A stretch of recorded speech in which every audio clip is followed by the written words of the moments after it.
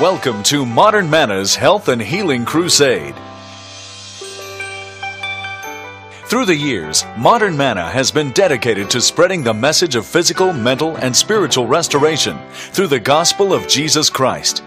From cooking schools and nutritional counseling, to Bella Vita, a lifestyle education home, to crusades featuring world-renowned teachers and healers, Modern Manna has inspired thousands to embrace a new lifestyle that promotes health and the reversal of sickness and disease, resulting in a life filled with joy and peace. Join us now as Dr. Neal Barnard presents Breaking the Food Seduction.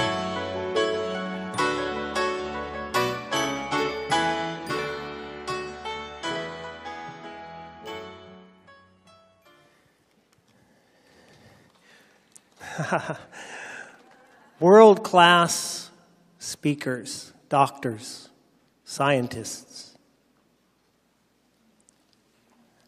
I got goosebumps all over my body right now because I'm just thankful to God that we can bring people like Neal Barnard here to Lodi.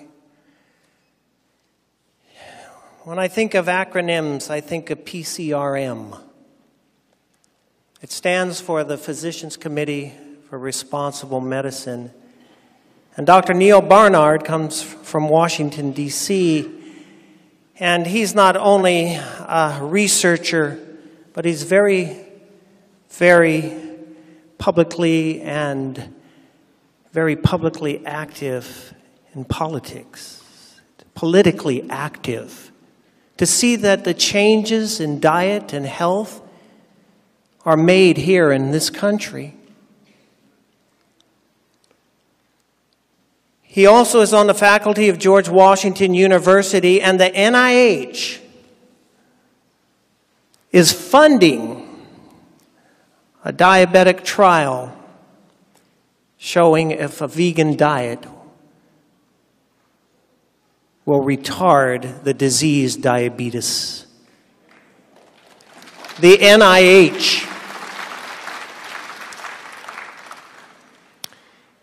He has published numerous original research papers published in medical journals. He's the author of 8 books, which he'll talk about today, his newest. He's been with me on Healthline a number of times. He's a physician.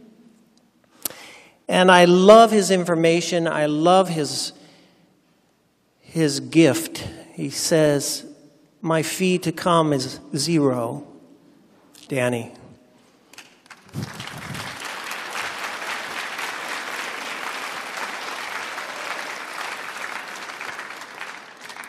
And when I told him that our fee to come here is 0, his eyes locked to my eyes and he patted me on the back. He says, I share the same vision. I don't want to turn away anybody from hearing this message for $1. So he comes from Washington, D.C., the president of the Physicians Committee of Responsible Medicine, with 5,000 doctors in his organization, supporting the CHIPS program.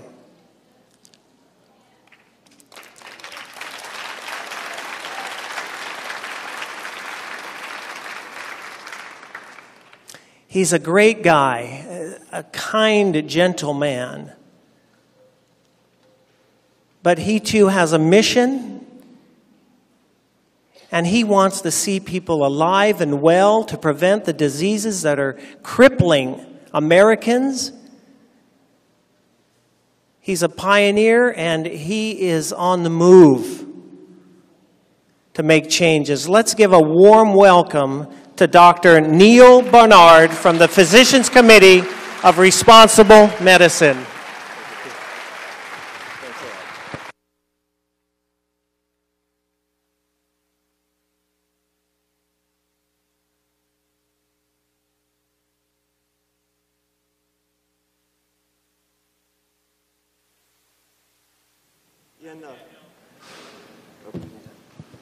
Is that better? Can you hear in the back? If you haven't, If you have any trouble hearing in the back, wave your arms. I won't see you, but you'll get great aerobic exercise. So,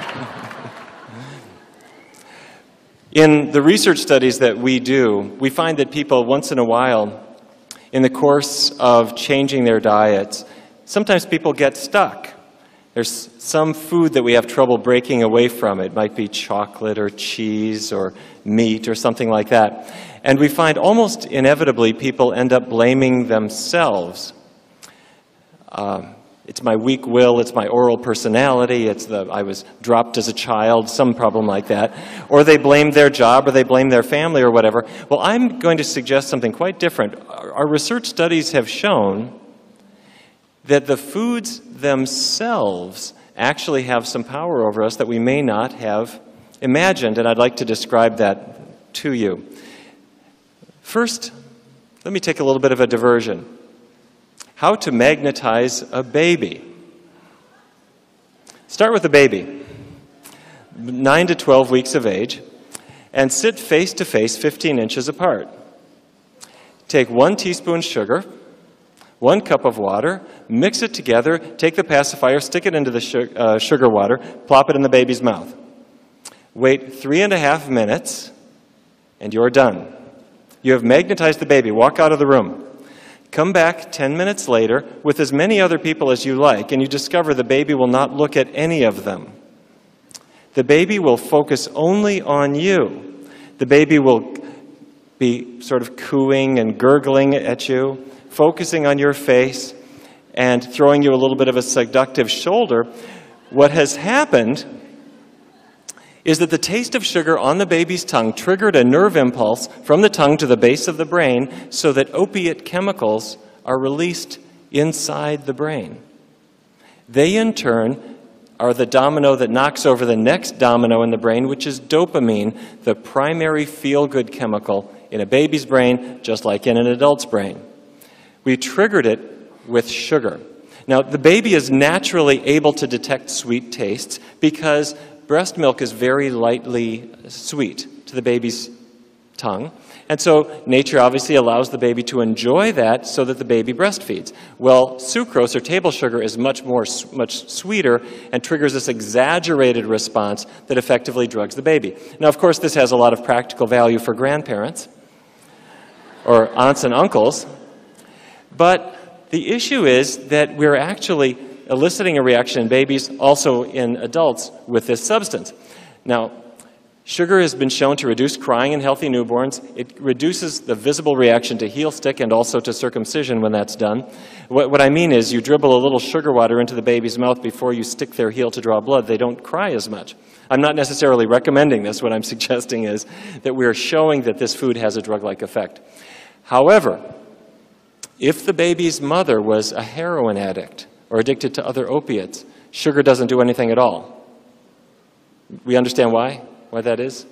Because the baby has been bathing in opiates throughout gestation and is immune to the effects of sugar, basically. Okay, but sugar is not, I don't mean to say that sugar is necessarily a terrible, terrible thing, but it does act like an addicting food, and it's not the only one. Chocolate, for some folks. For other folks, cheese. And for some people, meat. Now let's just walk through these a little bit. For adults, we don't generally drink sugar water, but we get our sugar in different ways, and we get our own reactions to it. Now, some people will say, well, I'm addicted to carbohydrates. I just can't avoid all those starches. Well, actually, not really true. We're addicted to them if it's sugar itself, simple sugar, which is the simplest form of carbohydrates, or those carbohydrates that break into sugar very quickly, which is only really just white bread, potatoes, or breakfast cereals. And for many people, you don't have to worry about these at all. If you're not overdoing it, don't worry about them. These are healthy foods. Now, we can also get hooked on sugar-fat mixtures, like cookies or cakes or pies, and sugar-caffeine mixtures, like sodas, or these new special coffees that seem to be everywhere nowadays, and of course chocolate, which contains both sugar and caffeine. Now, if you take Coca-Cola, A typical 20-ounce bottle, which is the kind that's sold nowadays, has about 68 grams of sugar, 78 milligrams of caffeine, which is almost as much as a cup of coffee, and about 250 calories. Now, when I was a kid growing up in Fargo, North Dakota, we had 6-ounce bottles of cola, and we only had them on special occasions. It wasn't a daily sort of thing. When I was at school, we didn't have a soda machine. After our gym classes, we would line up at the water fountain. That was the beverage that we used. And I remember my mother saying, you know, we have these 12-ounce cans now, and I can't finish the whole thing. She would look around for some kind of stopper to stop up the can to save it for the next day. Well, serving sizes went up to 16 ounces and now 20-ounce bottles, and it's fair to say that nobody is really saving half for the next day. What I'm suggesting is that we use this substance rather like an addictive drug, where we're seeking out our dose and then staying there. This is from the Coca-Cola website, justifying why they add caffeine to it. It's not addictive. That is what we call a lie. Okay, but now the question is sugar a problem? Well, if you have it once in a while, it's hard to say that it really is a problem.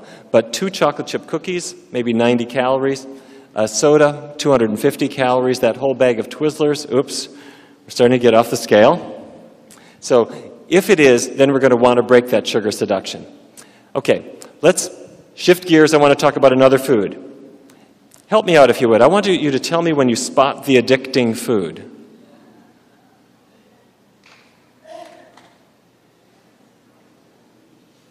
No? Oh, there it is.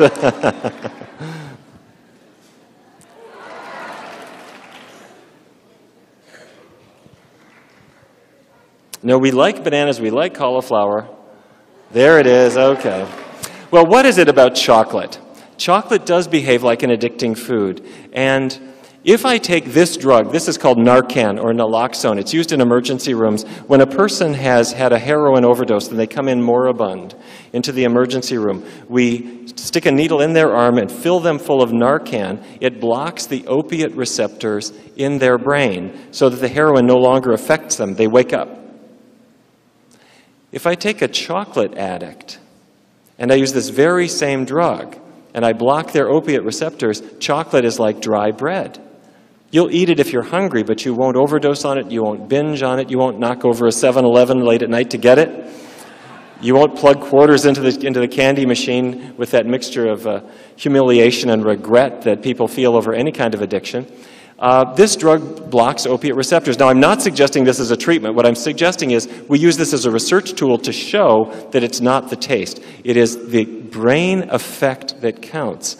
And chocolate, just like sugar, elicits an opiate reaction within the brain that trips those dopamine receptors, gives us the pleasure response. But it does more than that, doesn't it? If you open up a box of chocolate cookies and you have just one, about 5 minutes later, your hand hits the bottom of the bag. You didn't intend that to happen, but opiates also stimulate the appetite a little bit. So if you weren't terribly hungry, have you experienced this? You know, if you weren't that hungry before, you will be once you start, and the foods are stronger than you are. Now, researchers, this is at the University of Michigan, Adam Drunowski did an interesting study where he tested a variety of foods using this naloxone blockade, and he found that with corn chips and jelly beans and popcorn, he really couldn't detect much of an opiate effect. But he could with chocolate chip cookies and Jell-O and marshmallows and the other foods you see. And Lorna Doones and M&Ms and Oreos and Snicker bars, well, they really had quite a significant opiate effect. So again, what I'm suggesting is it's not just weak will or these sorts of things. It's a chemical effect of foods. Now, chocolate has more than an opiate effect. It also has caffeine. Not a lot, but it has a little bit. And it has a related stimulant called theobromine. Theobromine, any of you have dogs and the vet said, don't give chocolate to your dog? It's because of theobromine. It can kill dogs. It's a powerful stimulant as far as they're concerned. And there's much, much more of it than there is caffeine in chocolate. There's also another amphetamine-like chemical called phenylethylamine. And eating chocolate slows the breakdown of a chemical called anandamide in the brain, which is the same chemical that mediates the effect of marijuana on the brain. Now, I don't mean to say that chocolate is a drug. What I mean to say is it's the whole darn drugstore. all inside one wrapper. Okay, but it's not the only addiction. In a research study we recently did, 59 postmenopausal women went on a totally vegan diet for 14 weeks. And after 14 weeks, I asked them, what are you missing now? They didn't have any meat, they didn't have any dairy, they didn't have any eggs. We kept vegetable oils very, very low. And when we asked them, what do you really miss? They didn't miss ice cream, especially. They didn't miss a cold glass of milk with Oreos. What they really missed more than anything else, surprisingly enough, was cheese. Have you noticed that when people go vegan, for some reason, cheese kind of lingers on in their mind? They wake up about 4:30 in the morning dreaming of cheese pizza with those melty strings coming down. Well, I wondered what this is about, and this is what actually set me on this mission of trying to understand why is cheese addicting.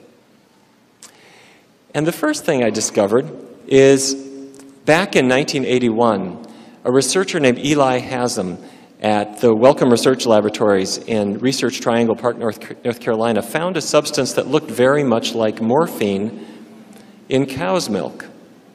Now, there wasn't a lot of it, but they did a lot of tests and found out eventually that it didn't just look like morphine, it actually was morphine. Cows have, you know just how poppy flowers, they have the enzymes that make opiates. Opium, you've heard of opium poppies. Well, cows also have enzymes in their liver that make morphine and also make codeine. And tiny bits of these narcotics will end up in milk more in the spring than the fall. It's intermittent, and it's not a lot, and it's probably not the reason why milk products have a little bit more sway over people. What seems to be more important is something called casomorphins. Have you heard of casein? Casein, C-A-S-E-I-N. Casein is the primary milk protein. It's a long string. All proteins are strings of beads. Each bead is an amino acid. And when you digest proteins in your digestive tract, your enzymes snip them into individual beads. Each of these individual amino acids goes into your bloodstream and helps you to build body tissue. Except that when you ingest casein, it doesn't break apart into individual amino acids. It breaks into strings of 3, 4, 5, 6, or 7 amino acids. These little chains have drug-like effects, and they're called casomorphins, casein-derived, morphine-like compounds. They act like opiates, they act like narcotics, and the most powerful of them has about 1/10 the opiate effect of morphine. Now, it's not enough that, don't get me wrong, you're not going to drive funny. You know, you're not going to go out on a street corner offering people Velveeta. But what you will experience, people who do a lot of cheese, they very often get constipated, which happens to be exactly the same thing that happens if you've ever been in the hospital for an operation and they gave you Demerol or any other narcotic. One of the principal reasons people don't like those is they get very constipated and bound up. It's the opiate effect on the intestinal lining itself.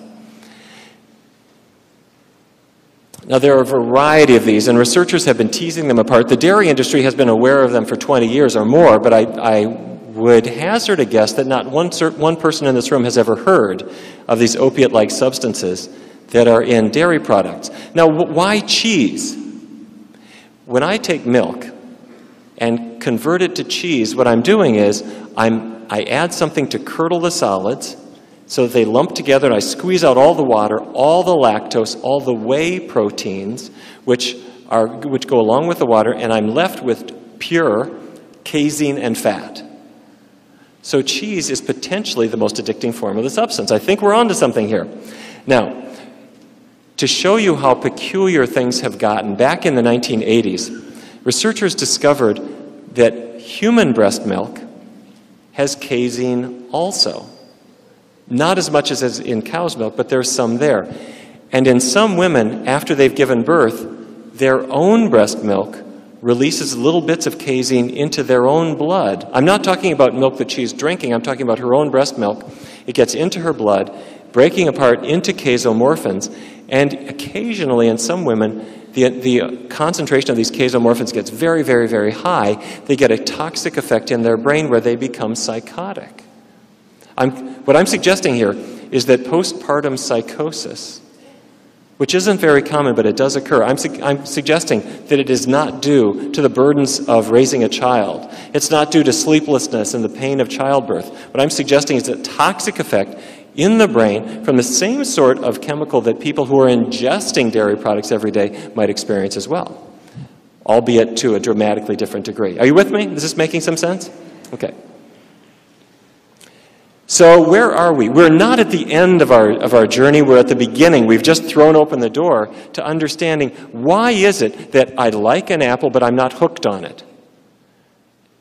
After a workout or it's a hot day, we love a juicy apple, some oranges, a bowl of cherries, a banana. These are delicious things, but they aren't things that we tend to binge on. We don't go crazy for them. But on the other hand, sugar we do. Chocolate we do. Cheese we do. If we imagine that there isn't a drug-like effect on our brains, we're really denying ourselves the reality.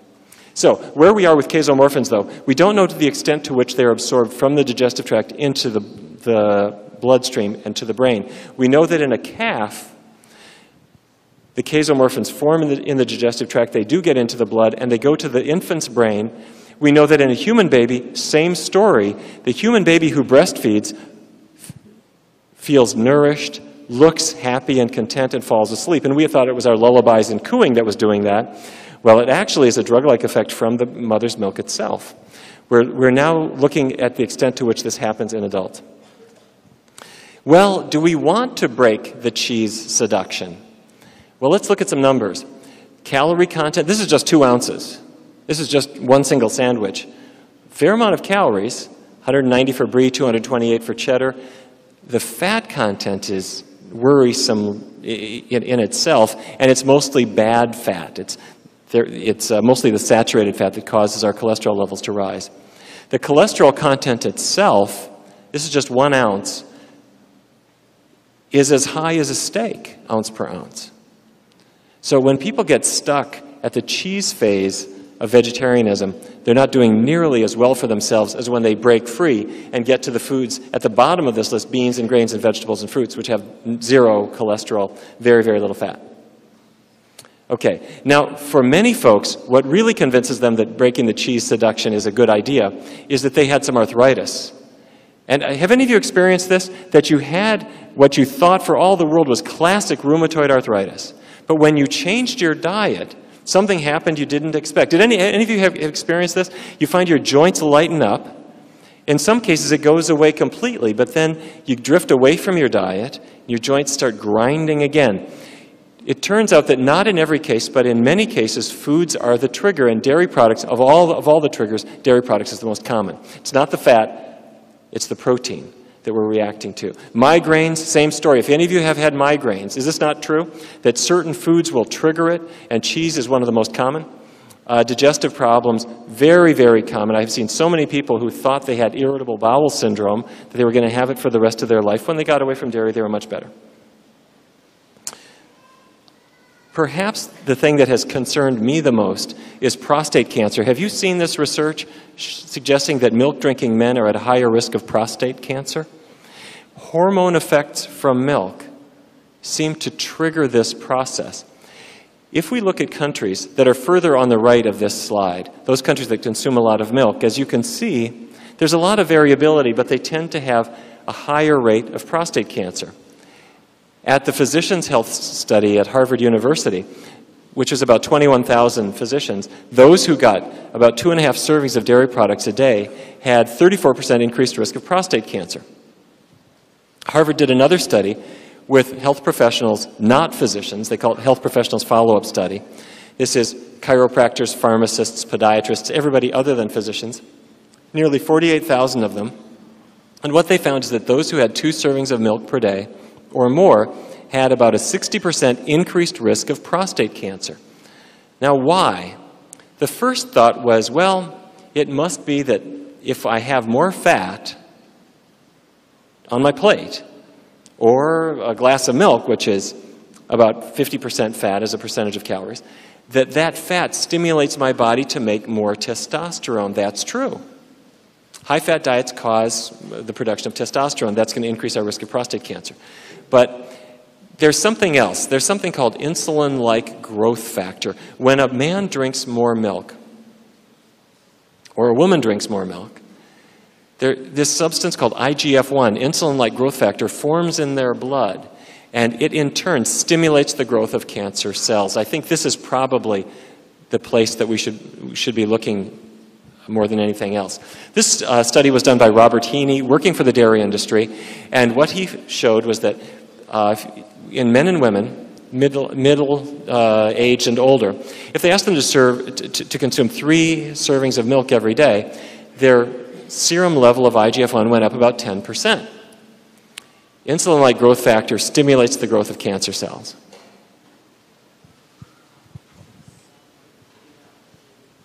Okay. At Harvard, when they looked at the men who had developed prostate cancer and they went back to when they were healthy, what they found was that their IGF-1 levels were actually high at the very beginning. Let me just walk you through the slide. The blood samples were drawn in 1982. Nobody had cancer yet.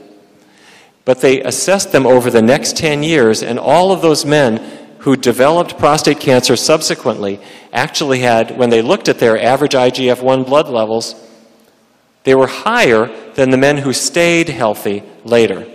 So this substance, IGF-1, is turning out to be a lot like cholesterol in the sense that you can measure a cholesterol level and tell if a person is more likely to have a heart attack. If you measure IGF-1 in their blood, you can determine if they're more likely to develop certain forms of cancer, especially prostate cancer and breast cancer. And what raises it? Dairy products seem to be probably the biggest actor. Now, our government isn't necessarily helping us at every step of the way.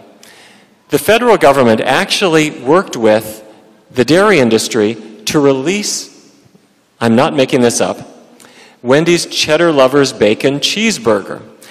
The government decided that the dairy farmers needed a little bit better income than they had, and so they worked with Wendy's to release the Cheddar Lovers Bacon Cheeseburger, and during the promotion period alone, they sold over 2 million pounds of cheese, 380 tons of fat, and more than a ton of pure cholesterol going right down our esophagus. But they didn't stop there. Subway's had a couple of sandwiches that didn't have cheese on them, and they put a stop to that. They took, at Pizza Hut, an entire pound of cheese and added it to just one pizza and called that the ultimate cheese pizza. And if you go to Burger King or Taco Bell, you find cheese is on just about everything. Now, the dairy industry is acting an awful lot like the tobacco industry. You've heard about how the tobacco industry has spiked its products to make them extra addicting. They know that nicotine is the active ingredient. Well, the cheese industry has known about the addictive power of casein for a long period of time, and they've actually split people into 2 groups. Cheese enhancers are people who just can take it or leave it. You'll just use cheese as an enhancement to your spaghetti, throwing a little bit on top. But the cheese cravers, that's the group that they want. These are the folks who don't stand on ceremony. They eat it straight out of the package. My group, the Physicians Committee for Responsible Medicine, through the Freedom of Information Act, we went to the federal government and got the plans the dairy industry, I'm not making this up, got the plans the dairy industry had used to try to attract cheese cravers and keep them addicted to this product. This was a Cheese Forum, December 5th, 2000. Who are those cheese lovers? And they've identified the cheese cravers as the heaviest consumers. They're aged 25 to 54. They consume it as is, straight out of the package. And they're willing to eat more than they already do. They're white-collar, smaller families. And so what do we want our program to do? We want to trigger that cheese craving. And they went into elaborate detail how they were working with Subway and Wendy's and other restaurant chains. Why? Because if you make one decision for Wendy's, you've got this product in every single community in America. If you do it at Burger King or McDonald's, you're controlling what people are offered everywhere. And it's worked to a dramatic degree. This was the final slide that Dick Cooper used in his presentation, where it's a playground slide. And there are spiders weaving a web across the bottom. And one spider says to the other, "If we pull this off, we'll eat like kings." Well, they did. Back in 1975, when I was about to start medical school, cheese consumption was 15 pounds per person per year. Well, today it's over 30 pounds per person per year, and that's for every man, woman, and child in America, and I'm not eating any, so somebody's having mine. So the amount has gone up. Now, the last seduction is meat. Now, for many women, it's chocolate or sweets. For men, it's often a different story. For men, say, the last food I'm ever going to give up is my steak. You know what I'm talking about. So researchers back in April 2000 did an interesting study. They asked a group of men, would you give up meat for a week if I paid you $1,000? Now, if I asked you, could you give up raspberries for a week? Could you give up peanuts for a week? Sure. You wouldn't need to be paid $1,000 for it. But oddly enough, when you ask people if they would give up meat for a week, about 1 in 4 white Americans said no. About 1 in 4 black Americans said no. Now, with Asian Americans or Hispanic Americans, the numbers were much less, which I take to mean that non-meat foods are more a part of their culture. Well, it turns out that if I use that same drug I was describing earlier, naloxone, which is the trade named Narcan, and I take a devoted meat lover and I give them this drug, what you suddenly discover is they'll still eat it if they're hungry. But their interest in it diminishes. They eat less ham, less salami, less tuna, and all of these different foods they're eating less and less of. Is it a good idea to break the meat seduction? Really, no question. There's almost no food for which we have better evidence of serious risks. And you've seen Dean Ornish's research work, right? It shows if you get away from the meat and you go on a vegetarian sort of diet, you can actually reverse heart disease without any drugs, without surgery. Your average vegetarian weighs about 10% less than the average meat eater. The cancer risk is cut by about 40%. Blood pressure diminishes. Diabetes improves. Have you heard of the new research on Alzheimer's disease? Have you seen this? There's some evidence that if you get your cholesterol down, and you know the best way of doing that, using a vegetarian diet, that the risk of Alzheimer's diminishes. If you reduce saturated fat intake, I'm talking about animal fat intake, the risk of Alzheimer's diminishes. And when we follow a diet very rich in vegetables and fruits, so we're getting folic acid and vitamin B6, along with vitamin B12, which you want to supplement, that breaks up homocysteine in the blood, also reducing the risk of Alzheimer's disease. Now, I have to tell you, people follow all different kinds of vegetarian diets. And the healthiest diet is a vegan diet. And for anybody who's new to this, a vegan is not a person from the planet Vegas. It's simply a person on a pure vegetarian diet. And then there are a lot of folks are on an ovo-lacto vegetarian diet. Ovo meaning eggs, lacto meaning milk, of course. But you don't have fish or chicken or beef. And then once in a while I run into somebody who says, well, I'm pretty much vegetarian. But I do have eggs and I have dairy products and fish and sometimes chicken. And I hardly ever have any red meat. And I call them the ovo-lacto-pesco-polo vegetarians. But of this group, the folks who do best by far are the vegans. And so the closer we get to that, the better off we are. However, I have discovered that there are some parts of the United States where this message it just doesn't go over too big. I was giving a talk in Lubbock, Texas a few years ago. And I was invited to Texas Tech University to talk about some of the new research that had been coming out, and I noticed that anytime I talked about vegetarian diets, the audience started grumbling a little bit, and they were sort of elbowing each other, and what's all this about? And as the din got louder and louder, it suddenly hit me that here in Lubbock, Texas Tech University is an agricultural school where they have classes like Swinology 101, and they have people go there to learn how to become livestock ranchers. But I realized, my grandfather was a cattle rancher. And my uncles and my cousins are all still in that same business. If you go through the Midwest, you see Barnard stock farms. And they're decent folks, and they're at risk for heart attacks and cancer and diabetes and weight problems, just like everybody else. So I wanted to make sure that this audience heard the message. But the longer I went on, the louder they got, heckling and booing, and it got to the point you just couldn't hear my lecture anymore. So I finally just had to say, look, you guys, you can heckle me as much as you want to. But this process of atherosclerosis, this hardening of the arteries that comes from a lifetime of eating beef and other high-fat foods, it doesn't just cause heart attacks. It can also make you impotent. And I have to tell you, I had their complete attention for the rest of my lecture. Now, I was not making this up.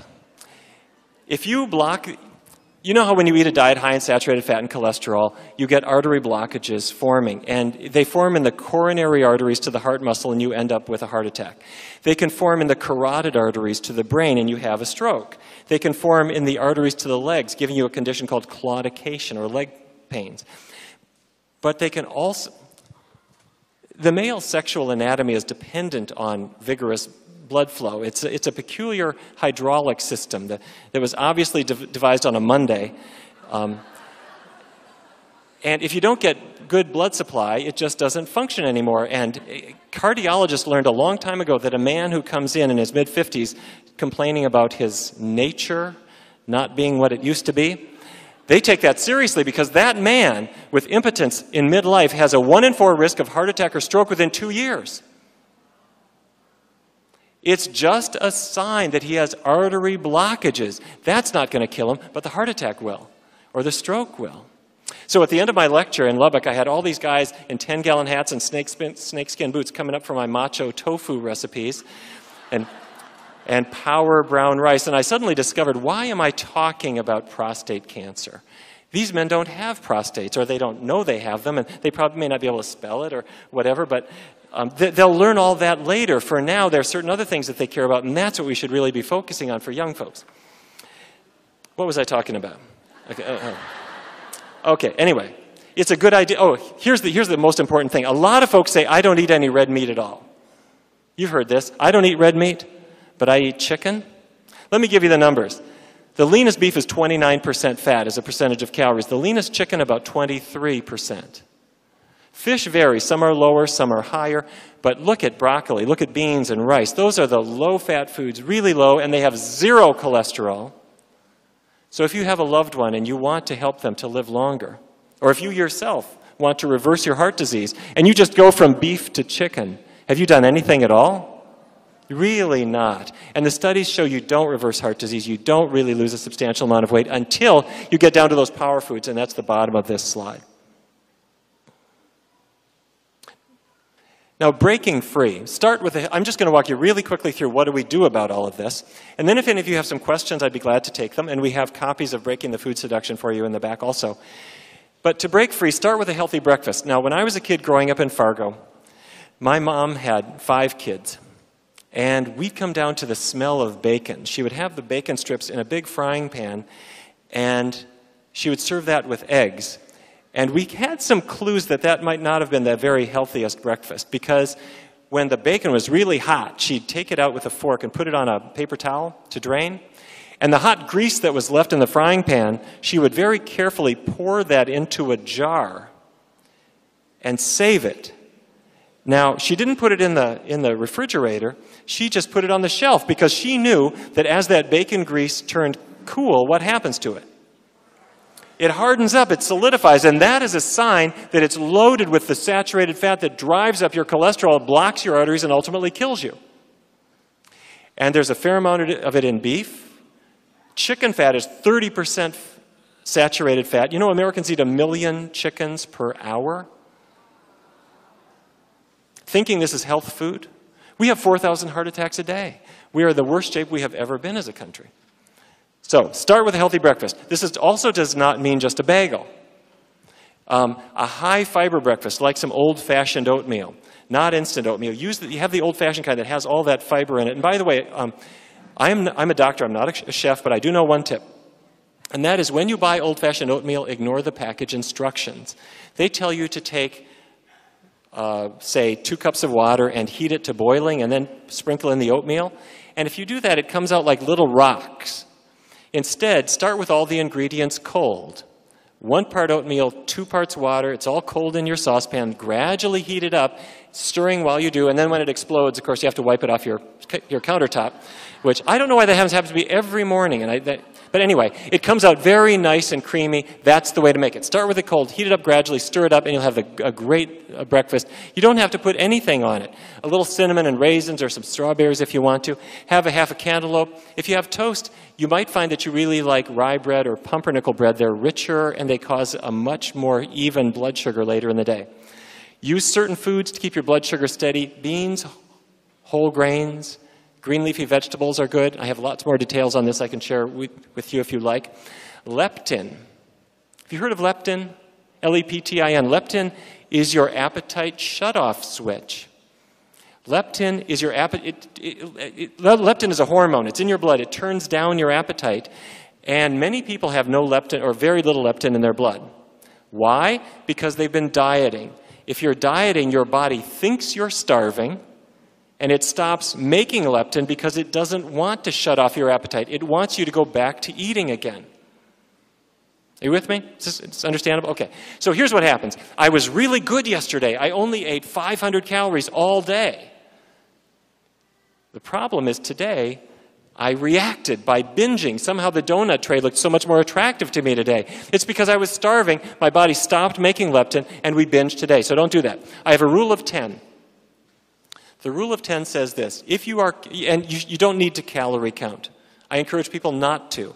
But if you are calorie counting, take your ideal body weight, multiply by 10. Whatever number that gives you is your calorie minimum. So I should weigh, let's say I should weigh 150 pounds. I multiply by 10, what do I get? I get 1,500 calories. Now, I should be eating much more than that, especially if I'm physically active, but I must never eat less than that. So I'm a bigger guy. Let's say I should weigh 200 pounds. I need how many calories a day? At least 2,000, probably much more, but this number isn't your recommendation. This is your minimum. Always go above that. If you ever go below, you don't have enough leptin in your blood to keep your appetite under control. Break craving cycles. If your refrigerator becomes magnetic every night at 8 o'clock, don't be home. Or make sure it's empty. Don't depend on willpower. You have to break free from the cycle. Be somewhere else. Arrange to go to the movies. And by the way, have your friends guide you away from the snack bars. If it's a monthly cycle, a low-fat vegan diet actually reduces premenstrual cravings.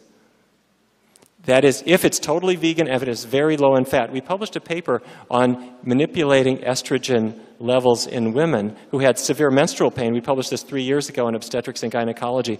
If any of you would like more details on that, I'd be glad to show you. But we did it to curb menstrual cramps, and it is surprising how well it works when you do it right. But it also diminishes PMS and cravings. Regular exercise and rest is so important. Danny was talking about this earlier, and it is really true. How many of us spend all day at our computer or inside at a desk, and at night you lie down to sleep and you're not really tired? Your brain might be a little bit wired and stressed, but your body isn't tired, so you don't really sleep as well. If your body is tired because you've exercised, you sleep better, you wake up more rested and more in control the next day. If you had a lousy night's sleep, is this not true? If you had a lousy night's sleep, when we get up in the morning, we will do anything just to be able to function. So whatever good resolve we had, we throw it away. So exercise and rest are key. Some folks have a glass of wine or a beer to fall off to sleep. It works at the beginning of the night, but for those of you who do this, what happens about 4:30 in the morning?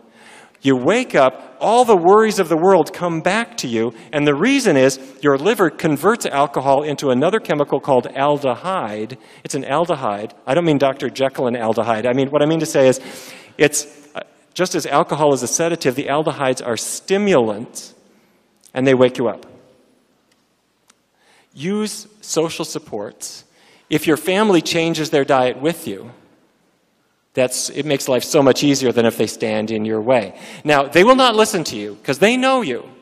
So if you say, you know, honey, you ought to go vegetarian, they just know you're pushing your message on them. So you have to lead them to somebody else's work. They will, Hans Diehl's work or my work or Dean Ornish's work, they'll read that and they'll be convinced by it. But bring them along and you'll find that it is so much easier. Whether you're exercising, whether you're changing your diet, we change so much easier when we're in groups.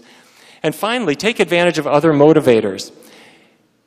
There are so many folks who will compromise their health if they are the only one who will pay for it. But once you're married, or you have a significant other, or especially once you have kids, the guy who will not drive drunk at 150 miles an hour down the road isn't really doing it for himself. He knows he's got to be there for his kids. And so we can use that kind of motivator. If we're using the wrong foods in our routine, we may not be there to annoy our grandchildren. So we have a moral duty to be there, and that means using the foods that keep us around a longer period of time. And what does that mean? It means what we call the new 4 food groups. When I was a kid, we grew up with the old 4 food groups, which is what, hamburgers, French fries, Coke, and ketchup, or something like that. Anyway, the new 4 food groups are grains, legumes, vegetables, and fruits in any variety. I like to always encourage people to add a daily multiple vitamin for vitamin D, which naturally comes from the sunlight. But if you're indoors all day long and you're not getting sun, the vitamin will cover you, and vitamin B12. Now, it doesn't have to be a multiple vitamin if you're getting it from some other supplemental source, but I show this for anyone who thinks, I'm going to miss out on things on a vegan diet. Exactly the opposite is true. When we measure nutrient intake in vegans, they have so many advantages over people who are not vegetarian. Their fiber intake is much higher. Their vitamin C intake is much higher. They get more beta-carotene, more of all the antioxidants. And if you look at certain minerals like iron, it's higher too, thanks to the green leafy vegetables and the beans that they're getting. But when we travel, or just as part of day-to-day life, multiple vitamin will cover you for anything that you may be missing. Now, what if we want to make this kind of change? What do? I have what I call my 3-week test. And that is, we're not making any decision for the rest of our lives. That sounds too daunting. We're doing it for just 3 weeks. So what I suggest you do is, if you're thinking, well, maybe this is true, maybe I could get my cholesterol down, or Dr. Barnard is doing this research study that says maybe we can reverse diabetes, well, maybe I'd like to do that, or I'd like to get my blood pressure down. Take 3 weeks, use the new 4 food groups, and before you start, try out some recipes so that when the 3 weeks arrives, you're ready. Now, here are a few that are in my book, but there are many, many others. These are just Joanne Stepaniak, who some of you know, who is wonderful at simulating the taste of chocolate and cheese and all those seductions, provided me these recipes, and I'll show them to you if you like, for healthy breakfasts, healthy lunches, and dinners. Once you try them out, see which ones you like, or figure out what you can have at a restaurant, or what you can have at a fast food place, which by the way, you can find. There are healthy choices out there. Then, do it 100%. What I'm saying is this: don't stick your toe in that swimming pool. If you're trying out a healthy diet, don't just sort of dabble with it. Jump in. Really try it out. Do it 100%. Why? Because when I was a medical student, I hate to say this, but it's true, I used to smoke cigarettes. And yes, I did. I used to go down to the radiology department, and I'd get my lung cancer x-rays, and I'd be looking at them smoking my Merit menthols going, isn't that terrible? Well, the reason I tell you this is I wasn't a dummy. I knew I had to quit smoking. But I was under so much stress that I thought, well, for now, maybe I'll just cut down. Any of you ever try this? How long does that last? About a half hour, right? And then you're back up to a pack a day. Okay, the same is true. If you are a dedicated cheese lover or meat eater, I guarantee you, if you keep that taste alive by teasing yourself with it day after day, it's so much easier to just break it completely. You miss chocolate less if you haven't had it for 3 weeks than if you had it yesterday.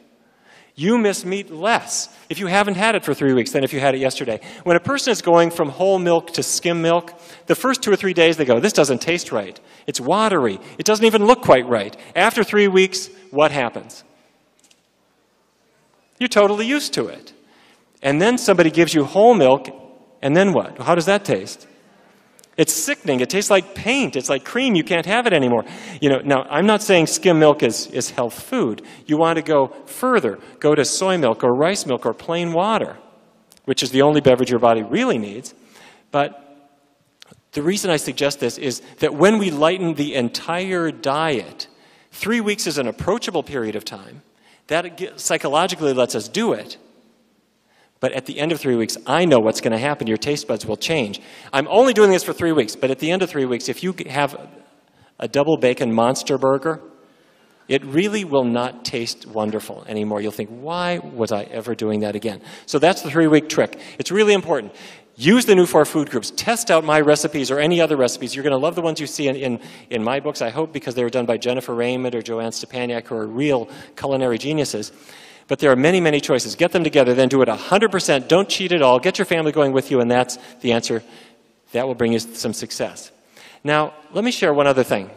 This is something my mom showed me. My mother is just about to turn 80, and she still lives with my father in Fargo.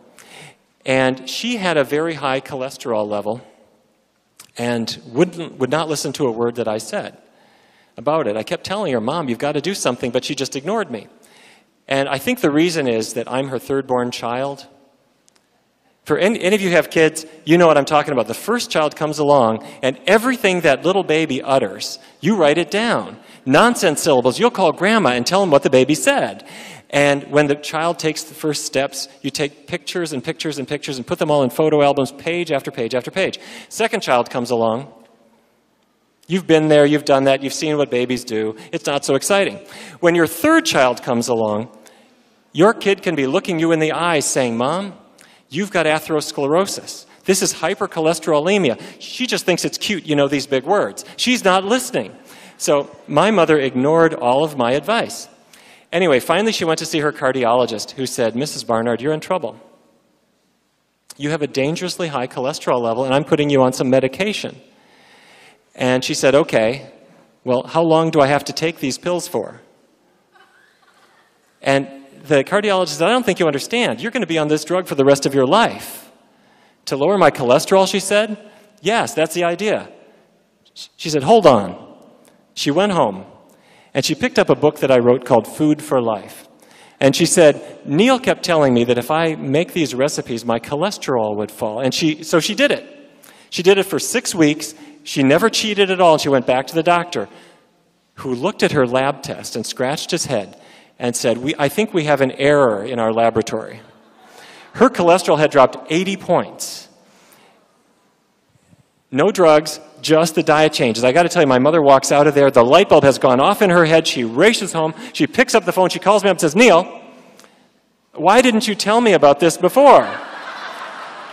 So, anyhow, she decides, this is it. My father is going to become a vegan. So, I have to tell you, my dad grew up on a cattle ranch. But my dear dad has been, he doesn't know where the kitchen is in the house. He's been sitting at the dining room table for 55 years. And the food comes in, my mom makes it, he eats it, the plates go away, and that's the system. So she goes to the health food store, and she buys some products that are good. If you have not tried these, health food stores have changed. You know, it used to be that everyone inside them had tie-dyed shirts, and their name was Sunshine, and they were playing folk music, and the products were dusty. And if you bought soy milk, it was a powder. Do you remember that? You had to mix it up real quick and then pour it on your cereal before it precipitated. Well, and if you had a veggie burger, it was this gooey stuff that was like bready thingy, and you had to, it was horrible. Anyway, something happened. Health food stores, it's like stores on steroids. They're enormous. They have more products than you can imagine. They have, and my mom's buying all this stuff. They have hot dogs called not dogs. They have deli slices called phony bologna, and Canadian bacon and ham and turkey slices and chicken slices and everything, all made of soy or wheat derivatives or other things. There's no meat in them at all. They're totally vegan. She arrives home with sacks of this and makes my father a bologna sandwich with slices of tomatoes and Dijon mustard, and he thinks it's fine. And he's, you know, a little bit lighter taste, but he remembers when she did the whole milk to skim milk thing with him, so it's something like that. I got to tell you, he's been happily eating these foods now for years, and I've got 2 vegetarian parents, and only one of them knows it. So,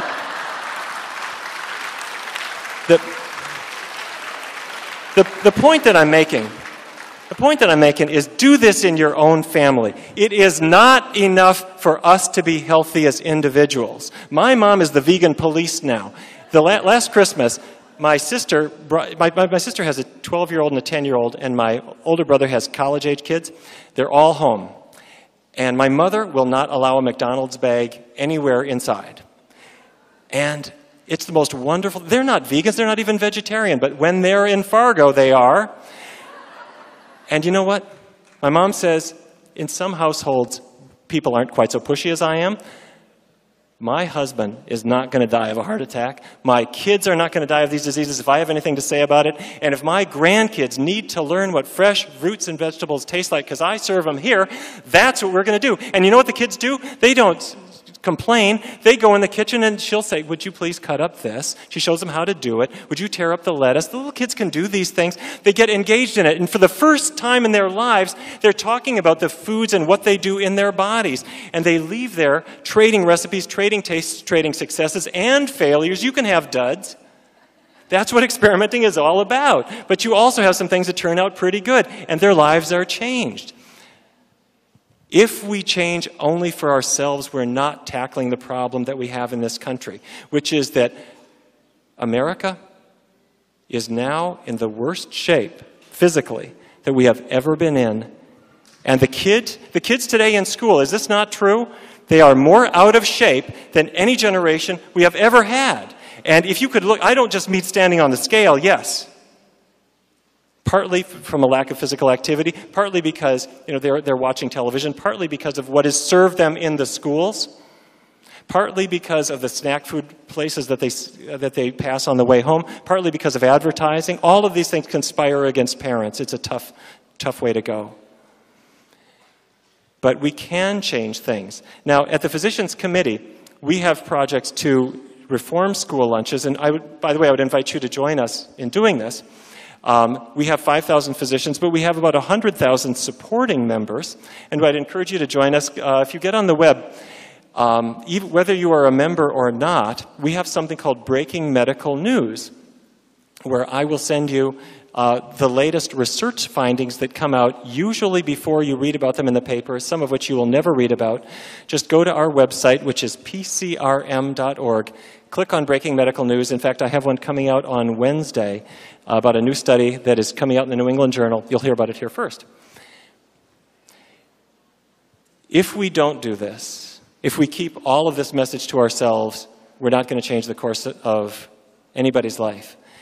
But if we, in our own humble ways, share the information that we have with other people, we can really change the course of this whole planet.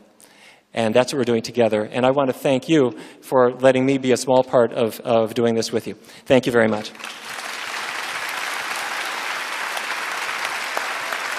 Thank you. Can I take some questions?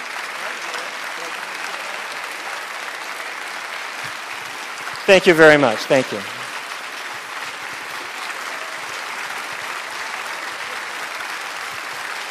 Thank you very much. Thank you. We have a little time for some questions. If anybody has questions, would you like to come up here to the front and? Oops. Okay. Give you this, Christian. We'll do a short question and answer period because I know we have lunch also. So if you have a question, go ahead and come up front and ask Dr. Barnard the question that you have. I would like to know why somebody hasn't gone to these fast food places and require, with the government's help, require them to make it the buns that they eat at least have a portion of wheat, whole wheat in them, or barley or something. Let's make them eat this when they get a burger. Look to the audience. Oh, that's it. So the question is, why can't we have healthier foods in the fast food restaurants? And require them to put good food in those buns. yes. Why can't we require the fast food restaurants to serve healthier foods, require them to put whole grains in the buns and so forth? I think that's what we need to do. It's not a nutritional issue. There's no question that it would be better. The problem is entirely a political one, that it's the industries.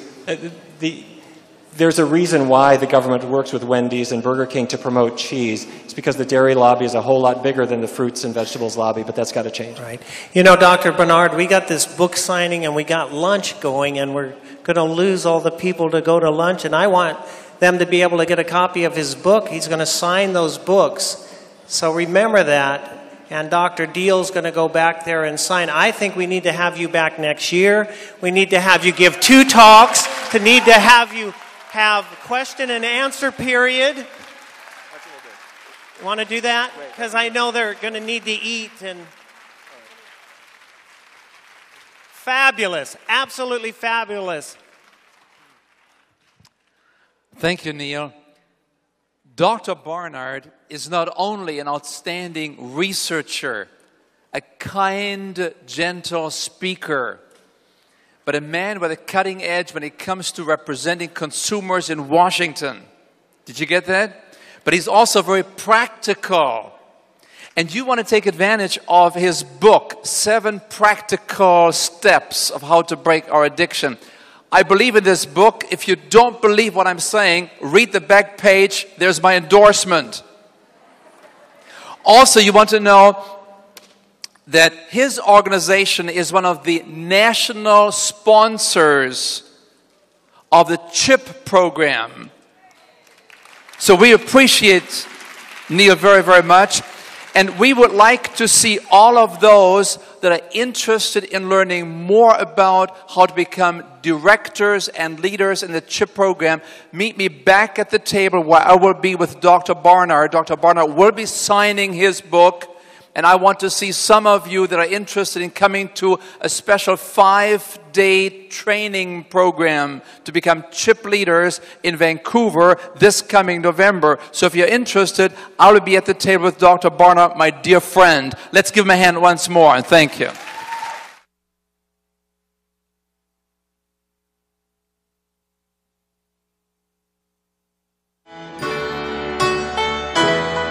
We hope you have enjoyed this presentation and have gained a blessing from the information contained in it. From all of us here at Modern Manna Ministries, may God richly bless you.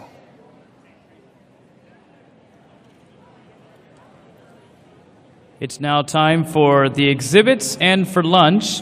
That'll be until 2:45, so be here a little bit before 2:45 as Dr. John McDougall explains the McDougall Plan for the 21st century.